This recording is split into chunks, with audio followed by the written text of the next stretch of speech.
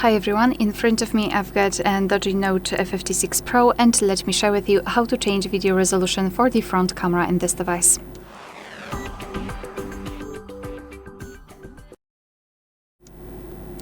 Alright, so all you need to do is to open the camera app. Let's switch to the video mode. Obviously, if you can see the red dot inside the shutter button, it means that for sure you're on the video mode. And now, in order to be able to change the front camera settings, we need to actually change the camera. So right now we've got the back camera applied, so just tap on this icon here so we can change the view. We can just use the front camera now.